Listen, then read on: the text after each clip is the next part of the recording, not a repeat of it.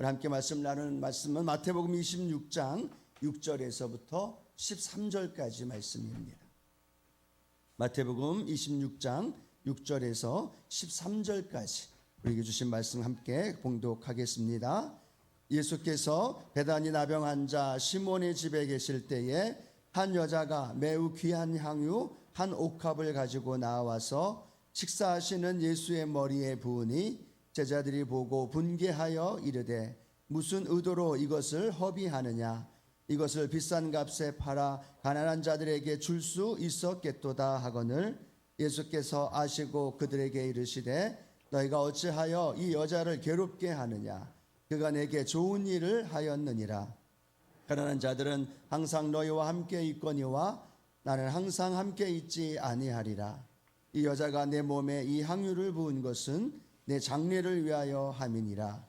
내가 진실로 너희에게 이르노니 온 천하에 어디서든지 이 복음이 전파되는 곳에는 이 여자가 행한 일도 인하여 그를 기억하리라 하시니라. 아멘.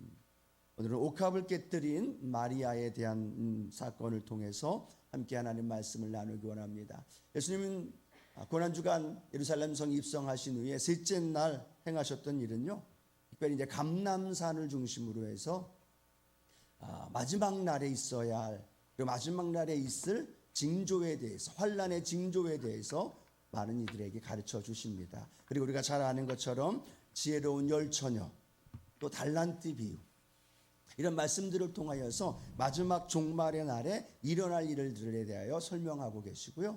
또 이 마지막 셋째 날, 이 수요일 날에 어떤 일들이 벌어지느냐, 예수님이 직접 자신이 십자가에 팔릴 것에 대하여서 제자들에게 말씀을 하게 됩니다. 그리고 예수님을 따라다녔던 가룟 유다가 예수님을 팔려는 마음에 결단을 하게 되죠. 그리고 또 어떤 일이 벌어지느냐, 그 상황 속에서 가룟 유다와 함께 유대인들이 본격적으로 예수를 죽이려고 하는 그러한 긴박한 상황이 이 수요일 날 펼쳐지는 모습을 보게 됩니다. 그런데 오늘 마태는 그런 긴박한 상황 속에서 한 사건을 기록하고 있는데, 그 사건이 뭐냐면 향유를 깨뜨리고 옥합을 깨뜨려서 자신의 모든 재산과 그 가장 귀한 것을 드림으로 예수님의 발을 닦고 있는 이러한 사건을 오늘 그곳에 기록하고 있는 모습을 보게 되어집니다. 실제로는요, 이 예수님 발을 씻기시는 이 사건은 예루살렘 성 입성하기 전에 그 토요일 날 행하였던 사건입니다. 그런데 마태는 일부러 이 사건을 오늘 이 수요일 날에 기록한 것으로 편집해서 넣습니다. 왜냐하면 예수님이 십자가에 달려 돌아가실 것을 말씀하셨고, 가룟 유다가 예수님을 팔려고 결단을 하고, 그리고 더불어서 유대인들이 예수님을 이제는 본격적으로 죽이려고 하는 그 긴박한 상황에 예수님의 십자가의 죽음과 관계되어 있는 이 사건을 함께 넣으면서 가장 극대의 그 말씀의 효과를 보기 위하여서 오늘 이 사건을 기록하고 있는 모습을 보게 되어집니다. 동일한 사건의 말씀이 마가복음 14장에도 요한복음 12장에도 함께 연결되어져 있는 말씀이기 때문에 오늘 마태복음 본문과 함께 마가복음과 요한복음을 함께 읽어보면, 서로 이렇게 교차해서 읽어보면요, 여러분들이 더 풍성한 이 사건에 대하여 우리에게 주시는 은혜를 발견하게 될 줄로 믿습니다. 자, 첫 번째 오늘 우리가 이 사건을 통해서 함께 알고 싶은 것은요, 가장 귀한 것을 드린 여인의 모습이죠. 가장 귀한 것 함께 고백할까요? 가장 귀한 것을 드린 여인. 자, 오늘 마태복음 26장 6절에서 7절의 말씀 함께 한 번 더 읽어보도록 합니다.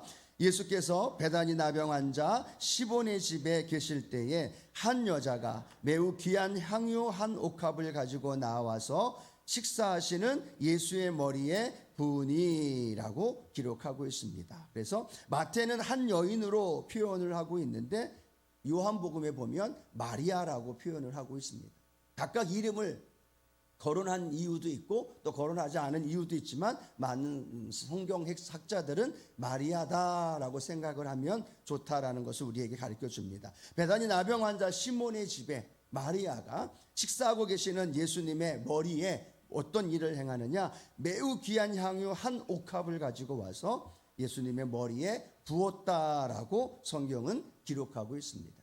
유대인들에게 있어서 그런 어떤 기름에 해당되어지는 그런 모습들을 보면요, 다양하게 사용되어지고 있는 모습을 보게 됩니다. 어떨 땐 정결 예식을 위해서도 쓰고, 어떨 땐 치료의 목적으로도 씁니다.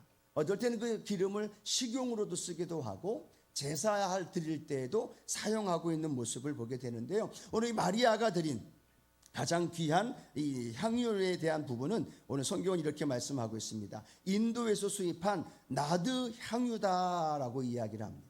가장 귀하고 또 희귀하기 때문에 굉장히 귀하고 또 고귀한 손님들이 왔을 때 손님을 섬기는 선물용으로 가끔씩 사용했다라는 것을 우리에게 설명하고 있고요. 아주 부드러운 그런 대리석으로 만든 병, 옥합에 보관해서 그거를 사용했다고 이야기를 합니다. 그래서 예수님께 이 마리아가 그 기름을 부을 때도 향유 한 옥합을 깨뜨렸다라는 말은요, 그 병에 담겨져 있기 때문에 그 부드러운 옥합, 그것을 깨뜨려서 그것을 예수님의 발에, 예수님의 머리에 부었던 것을 우리에게 말씀을 해주고 있습니다. 그 한 옥합을 깨뜨렸던 그 향유 옥합의 그 가격이 얼마 정도 되느냐라는 것을 우리에게 말씀한다면 약 300데나리온이다라고 이야기를 합니다. 뭐 이미 알고 있어서 그러신지 아니면 300데나리온이 얼마인지 가치를 몰라서인지 우리는 별로 놀라지 않습니다. 그런데 300데나리온이면 이 노동자가 1년 내내 그것을 사용하지 않고 모아서 그것을 가지고 사용한 그 액수가 얼마예요? 300데나리온이라는 겁니다. 즉 1데나리온이 보통 노동자, 1일 노동자의 가격이다라고 생각하면, 오늘날 1일 노동자가 한 10만 원 정도 받는다라고 하면 얼마 정도 되는 거예요? 3천만 원가량이 되는 거예요. 지금 이 여인이 3천만 원가량 되는 나드 향유를 가지고 그 자리에서 깨뜨렸고 예수의 머리에, 예수의 발에 붓고 닦고 계시는 모습을 보게 되어진다는, 이 가치에 대한 부분을 우리가 한번 생각을 해봐야 된다는 거죠. 자, 마가복음 14장 8절 말씀에는 이렇게 기록하고 있는데요, 함께 읽어봅니다. 그는 힘을 다하여 내 몸에 향유를 부어 내 장례를 미리 준비하였느니라 라고 말합니다. 향유를 부었던 그 행위를 향하여 뭐라고 얘기하느냐? 힘을 다하여 라고 성경은 말씀하고 있다는 거예요. 1년치 품삯입니다. 약 3천만 원가량의 그 액수를 단번에 이 여인이 이 향유를 왜 구입했을까요? 왜 준비했을까요? 맨 처음부터 예수님께 드리려고 구입했는지 아니면 다른 목적으로 구입했는지는 모릅니다. 그러나 그 여인이 일시에 한 번에 행하였던 건 약 3천만 원가량에 되는 액수의 고가의 향유를 예수님께 붓는 장면이 오늘 성경을 통하여 우리에게 설명해 주고 있다는 거죠. 근데 놀라운 건 이 마태는 이 여인의 300데나리온의 가치에 대한 것을 설명하면서, 이 여인의 헌신에 대한 것을 설명하면서 이 말씀 그 바로 뒤에 어떤 말씀을 삽입해 놓았느냐 하면, 예수님을 따라다녔던 가룟 유다가 예수를 팔려고 마음을 먹습니다. 그리고 대제사장에게 가서 묻습니다. 내가 예수를 팔려고 하는데 나에게 얼마를 주려고 하느냐라고 묻습니다. 그때 대제사장들이 얼마를 줘요? 은 30세겔을 주겠다라고 이야기를 합니다. 은 30세겔은 그 당시 노예의 품값이에요. 거의 뭐 값어치가 없는 그 값. 한 여인이 3천만 원의 그런 귀한 향유를 예수님께 드리는 것과 예수님을 3년 내내 따라다니면서 수많은 기적과 이사를 보았던 가룟 유다, 그 가룟 유다가 예수님을 팔려고 하는데 예수님의 가치를 어떻게 두고 있습니까? 노예 값의 가치를 두고 있다는 거예요. 대제사장도 그렇고 유다도 그렇고. 그런데 그 와중에 이 여인 마리아는 주님께 드리는 그 향유의 가치를 서로 비교하면서, 서로 대조하면서 우리에게 무엇을 말씀해 주고 있느냐 하면, 주님을 사랑하는 사람들의 행함에 대하여 우리에게 깨닫게 해 주시는 줄로 믿습니다. 주님을 사랑하는 사람과 주님은 어떤 이권과 목적을 가지고 섬기고, 또 때로는 어떤 자신들의 어떤 이권과 자신들이 생각하는 것과 달라서 그 예수님을 십자가에 내어 죽게 하는 이 대제사장들의 그 가치에는요 차이가 있다라는 거예요. 오늘 수많은 사람들이 믿음의 신앙생활에 나가면서도 예수님에 대한 가치를 다 다르게 두고 있습니다. 예수님을 사랑한다고 예수님께 나와 기도하고 또 주님께 나와서 삶을 살아가는 믿음의 성도님들이 예수님에 대한 마음을 사랑한다고 말하면서도 각각 가치의 모습이, 어떤 사람은 3천만 원의 가치, 어떤 사람은 노예 한 명의 가치, 어떤 사람은 그냥 있어도 되고 없어도 되는 가치, 그런 가치의 모습을 두고 살아간다는 사실을 오늘 이 여인의 향유를 깨뜨려서 주님께 드리는 이 여인의 모습을 통해 우리에게 도전해 주시는 주님의 음성인 줄로 믿습니다. 오늘 저 여러분 주님을 사랑하기에 이 새벽에 이 전에 나온 줄로 믿습니다. 그 사랑의 마음이 얼마나 크느냐에 따라, 얼마나 큰 사랑을 통해 나타나느냐에 따라 우리가 하나님 앞에 드리는 가치의 모습도 달라질 수 있다라는 거예요. 왜냐하면 내 보물이 있는 곳에 내 마음도 있다라고 말합니다.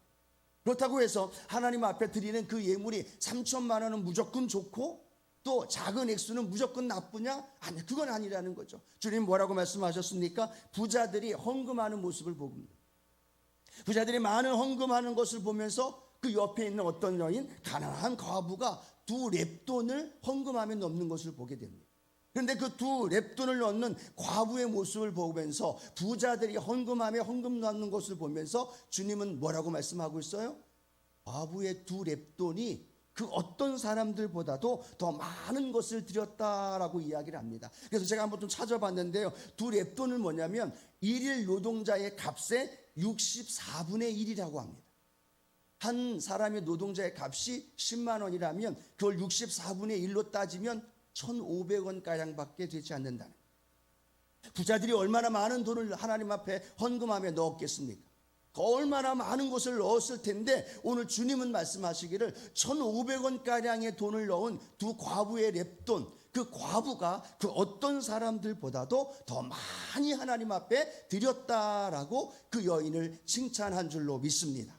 그러면 가치에 대한 부분을 우리는 기억해야 됩니다. 돈의 액수가 중요한 것이 아니라 그 생활비 전부 중에 그 모든 것을 드렸다라는 거예요. 많은 것 중에 많은 것을 드린 것도 중요하지만 또 없는 것 가운데 또 최선을 다해서 하나님 앞에 드리는 것도 우리 주님은 기뻐 받으실 줄로 믿습니다.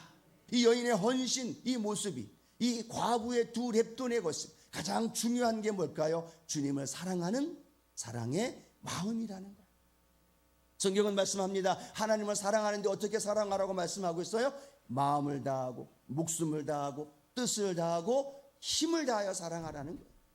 그 사랑이 그냥 주님 사랑합니다 라고 말하는 것이 아니라, 특별히 이번 고난주간을 통해서 우리가 이 한 주간 이 주님과 함께 그 길을 걸어가면서 우리 여덟순복음 수원교회 성도님들이 주님을 온 마음으로, 온 인격으로, 온 정성을 다하여 사랑하는 그 사랑이 회복되기를 소원합니다.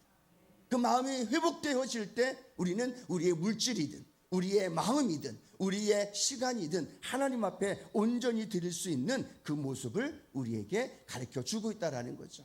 자, 그것이 오늘 또 하나 우리에게 깨닫게 주는 겁니다. 이 여인이 3천만 원가량의 향유를 드린 것으로 끝나지 않습니다. 그 여인의 행위는 어떻게 연결되어져요? 그 여인의 머리털로 그 향유를 담아 그 향유를 묻어 예수님의 머리부터 예수님의 발까지 온 몸과 그 모든 것들을 닦아주고 있는 모습을 보게 되어지죠.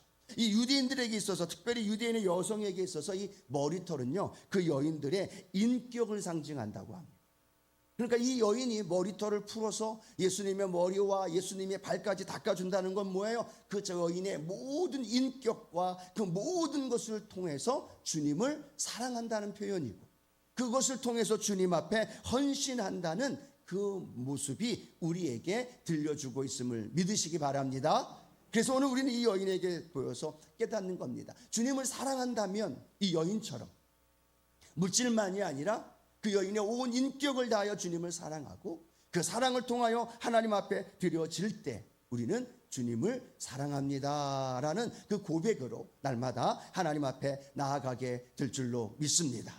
우리는 우리에 가지고 있는 것을 무엇을 위해 쓰느냐에 따라 내가 사랑하는 것이 결정되어진다라는 그런 이야기가 있습니다. 내가 가지고 있는 24시간의 시간, 내가 가지고 있는 물질, 내가 가지고 있는 건강, 이 모든 것들을 내가 어디에 제일 많이 쓰고 있느냐, 내가 사랑하는 것에 제일 많이 쓰고 있다는 거예요. 내가 관심을 갖고 내가 좋아하고 내가 사랑하는 것에 제일 많이 내 시간을 들인다는 거예요. 그리고 내 삶의 물질을 들이고 내 삶의 모든 에너지를 거기에 사용한다라는 거죠. 이 여인의 헌신의 모습이 바로 우리에게 상징적으로 보여주고 있다는 겁니다. 오늘 우리가 우리 주님을 사랑한다면 우리 주님을 위해서 우리의 물질이나 우리의 시간이나 우리의 삶의 모든 것들을 주님 앞에 드리면서 또 헌신하면서 주님 앞에 칭찬받고 인정받는 우리 순복음의 성도님들 되기를 주님의 이름으로 축복합니다. 또 하나 우리가 기억해야 할 것은 가치의 문제만이 아니라 우선순위의 문제도 우리가 한번 생각해 봐야 된다는 겁니다. 옆에 있는 제자들이 그 여인의 행위를 보며 뭐라고 얘기해요? 왜 이걸 이렇게 허비합니까? 왜 이걸 이렇게 낭비하느냐라고 말합니다. 그걸 팔아서 가난한 자들을 도울 수 있다면 더 많은 사람들을, 가난한 사람들을 도울 수 있는데 왜 허비하느냐라고 분개하였다라고 성경은 말씀하고 있습니다. 그때 주님 뭐라고 얘기해요? 가난한 자들은 항상 너희하고 있을 것이다. 그런데 나는 너희와 항상 있지 않을 것이다 라고 말합니다. 주님이 이제 머지않아 십자가 달려 돌아가실 것을 알고 계셨기 때문에 그 제자들은 그 상황을 들었으면서도 깨닫지 못했고, 그런데 놀라운 건 이 여인이 그 사실을 알았는지 몰랐는지는 모르지만 이 여인의 삶은 그 구속의 주님, 자기에게 은혜를 베풀어 주었던 그 주님께 자기의 모든 것을 가장 우선적으로 드릴 수 있었던 그 마음, 그 마음이 오늘 저와 여러분의 삶에도 함께 하기를 축복합니다. 가장 우선적으로 해야 할 것, 영적인 것에, 가장 우선적으로 해야 할 것, 하늘의 것에, 영원한 것에. 우리는 살다 보면요, 순간적인 것에 우리의 모든 걸 사용할 때가 많아요. 잠시 임시적인 것, 그리고 영원하지 않은 것에 우리의 삶을 드릴 때가 참 많다라는 겁니다. 왜냐하면 그게 보이기 때문에, 그게 중요한 것처럼 살아갈 때가 많아요. 그런데 우리는 보이지 않지만 영원한 것에, 또 우리는 우리 앞에 나타나 있는 것 같이 보이진 않지만 영원한 것에 우리의 시간을, 우리의 물질을, 우리의 삶을 하나님 앞에 우선적으로 드릴 줄 아는 저와 여러분 되기를 축복합니다. 오늘 이 비가 오는 가운데에도 이 자리에 나와서 하나님 앞에 예배 드리는 건 뭐예요? 오늘 하루의 삶의 가장 우선순위를 주님께 두었기 때문인 줄로 믿습니다. 우리 하나님 앞에 고백되어지는 거죠. 구약 성경에 보면 엘리야가 가뭄 속에 하나님 명을 따라 사르밧 과부를 찾아갑니다. 사르밧 과부에게 가서 물 좀 달라라고 이야기한 다음에 그 물을 가지러 가는 여인에게 또 엘리야가 뭐라고 얘기합니까? 떡이 있느냐? 떡을 좀 나에게 달라라고 얘기를 합니다. 그때 사르밧 과부가 뭐라고 얘기하느냐? 떡은 없습니다. 그런데 통에 조금 가루와 병에 조금 기름이 있습니다. 그걸 가지고 우리는 떡을 만들어서 먹고 내 아들과 함께 죽으려고 합니다 라고 자신의 상황을 설명하죠. 그때 열왕기상 17장 13절 함께 한번 읽어봅니다. 엘리야가 그에게 이르되 두려워하지 말고 가서 내 말대로 하려니와 먼저 그것으로 나를 위하여 작은 떡 한 개를 만들어 내게로 가져오고 그 후에 너와 내 아들을 위하여 만들라라고 말씀합니다. 오늘 지금 읽은 말씀 속에 두 가지 단어예요. 먼저라는 단어. 먼저 뭐 하라고 얘기해요? 그걸 만들어서 나에게 가져오라는 거예요.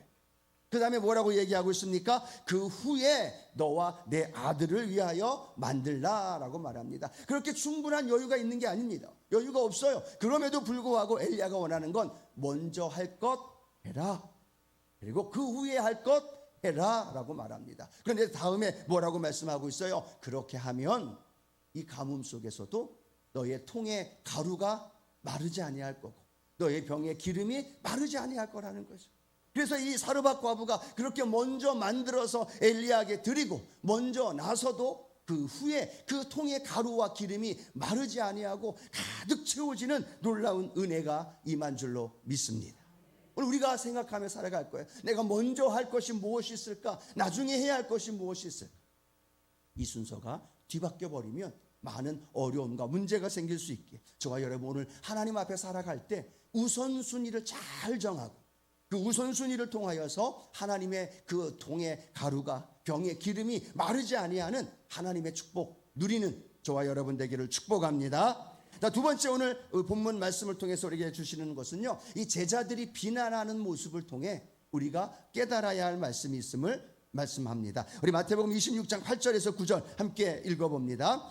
제자들이 보고 분개하여 이르되 무슨 의도로 이것을 허비하느냐, 이것을 비싼 값에 팔아 가난한 자들에게 줄 수 있었겠도다 하거늘 이라고 말씀합니다. 제자들은 이 마리아의 모습을 보고, 마리아의 행위를 보고 뭐라고 설명하고 있습니까? 제자들이 그것을 보고 분개했다라고 말합니다. 화를 내면서 비난하고 그 마리아를 향하여서 허비한 모습이라고 그렇게 단정 짓는 모습을 보게 되어집니다. 차라리 가난한 자들을 도울 수 있는데 왜 그런 짓을 했느냐라고 말하죠.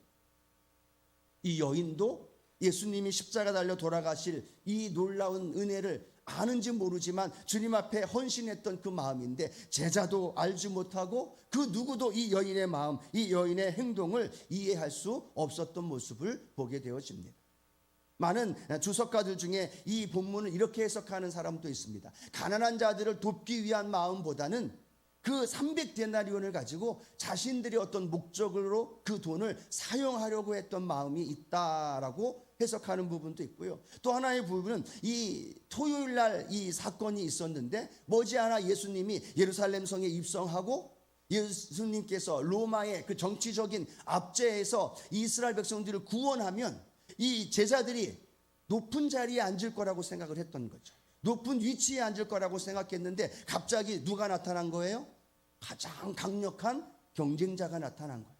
3천만 원가량의 돈을 하나님 주님께 헌신하고 드리면서 예수님의 마음을 샀다라고 생각을 하고 저 여인의 행동을 보면서 제자들은요 섬찟한 거죠. 내가 우의정, 내가 오른쪽, 내가 왼쪽에 앉아야 되는데 저 여인이 가장 중요한 자리에 앉는 건 아닌가? 라는 생각과 함께 이 여인의 행동에 대하여 비난하면서 나아갔던 것을 우리에게 가르쳐주고 있다는 거죠.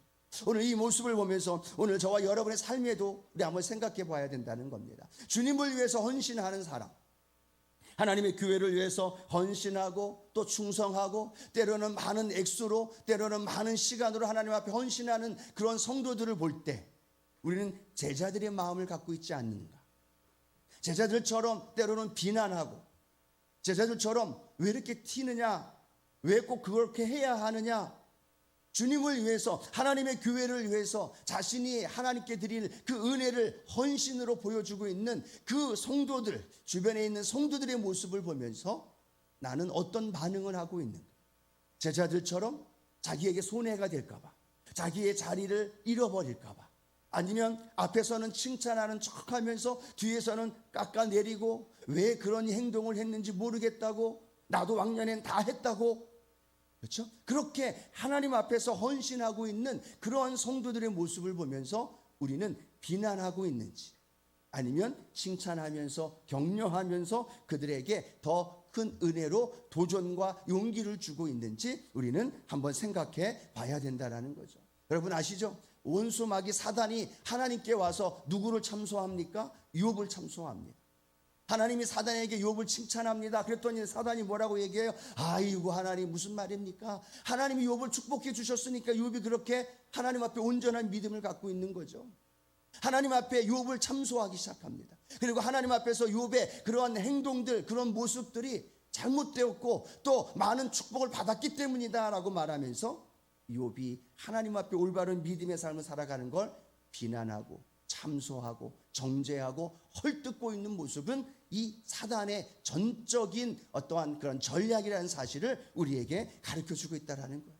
오늘 우리가 이 사단의 도구가 되는 것이 아니라 하나님의 나라와 하나님의 교회를 위해서 헌신하는 성도들을 볼 때 응원해주는 분위기, 할렐루야, 격려해주는 분위기, 나도 그렇게 해야지. 그리고 그 성도를 향해서 당신도 성도님도 힘들었는데 그런 용기 있고 결단하는 모습이 너무나 좋습니다라고 서로 격려해주고 응원해줄 때, 그런 하나님의 은혜가 우리 교회 안에 더 큰 역사를 이루어 주실 줄로 믿습니다. 어떤 분들은 그렇게 얘기합니다. 오해받기 싫어서 안 한다고 해요.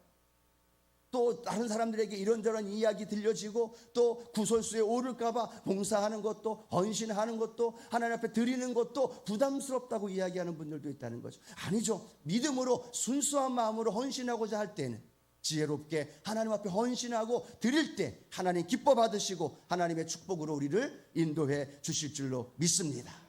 자, 세 번째, 예수님이 칭찬하시는 장면이 오늘 성경에 또 우리에게 말씀하죠. 마태복음 26장 10절에서 13절 함께 한번 읽어봅니다. 예수께서 아시고 그들에게 이르시되 너희가 어찌하여 이 여자를 괴롭혀야 하느냐? 그가 내게 좋은 일을 하였느니라. 가난한 자들은 항상 너희와 함께 있거니와 나는 항상 함께 있지 아니하리라. 이 여자가 내 몸에 이 향유를 부은 것은 내 장례를 위하여 함이니라. 내가 진실로 너희에게 이르노니 온 천하에 어디서든지 이 복음이 전파되는 곳에서는 이 여자가 행한 일도 말하여 그를 기억하리라 하시니라. 아멘.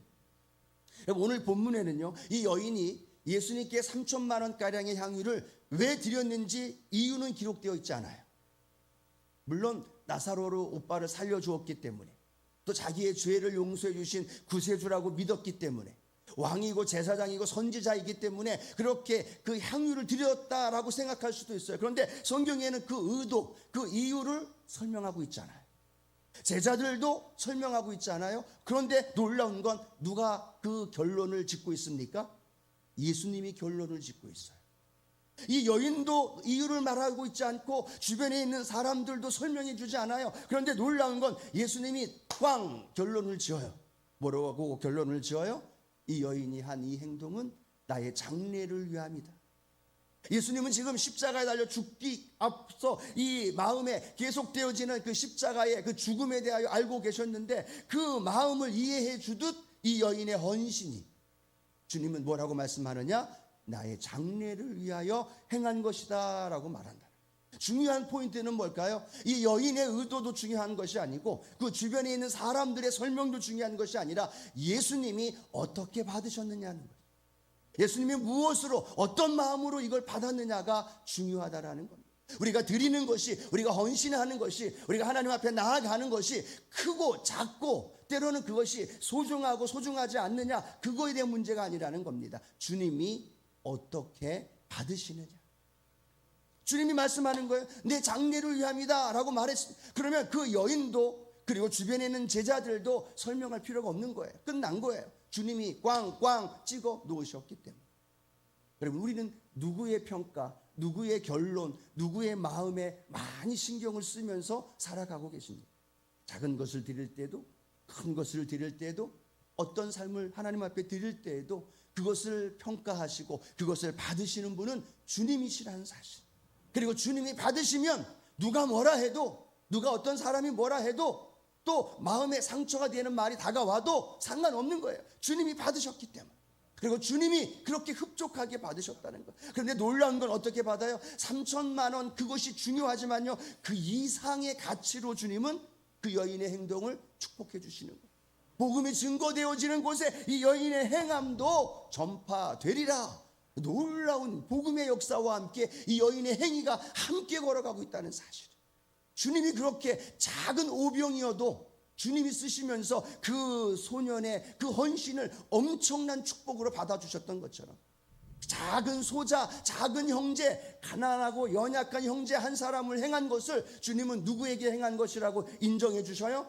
주님께 행한 것이라고 인정해 주시더라. 작은 것 하나이지만 그걸 주님이 주님께 행하였다라고 인정해 주면 끝난 거죠.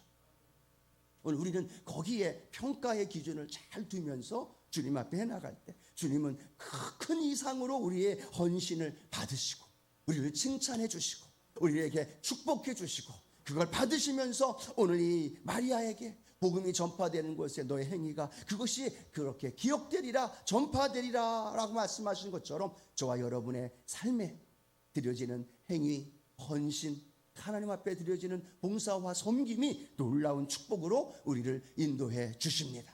오늘 우리가 하루 살아가시면서 우리 묵상하기를 원합니다. 내가 주님께 드린 최고의 것이 무엇이었는가? 최고의 것, 내가 무엇을 하나님께 드렸었던가? 한번 생각해 보면서 또 다른 성도가 주님께 헌신하는 모습을 볼 때 내 마음은 어떤 마음이었는가? 나도 그렇게 드려야지. 아니면 비난하고 분개했던 제자들의 모습을 내가 가졌던 건 아닌가 생각해 보면서 우리 자신을 돌아보고, 세 번째는 주님께 헌신할 때 내가 가져야 할 마음은 어떠한 마음인가? 내가 드리는 헌신이 내 중심, 내 마음, 내 평가가 아니라 주님의 평가로 주님이 나를 받으신다라는 거예요. 그걸 우리가 한번 묵상해 보면서 오늘 하루 살아갈 때 오늘도 우리 주님의 은혜가 저와 여러분 가운데 가득 채워질 줄로 믿습니다. 그러니까 한 끼 금식하며 작은 예물 그렇게 모아서 금요일 날 드릴 때 또 매일매일 드릴 때 주님은요 그걸 엄청난 은혜의 복으로 우리를 받아주시고 그걸 또 갚아주시고 우리에게 놀라운 것으로 인도해 주실 줄로 믿습니다. 오늘 그런 주님과 함께 승리하는 우리 성도님들 되기를 주님의 이름으로 축원합니다.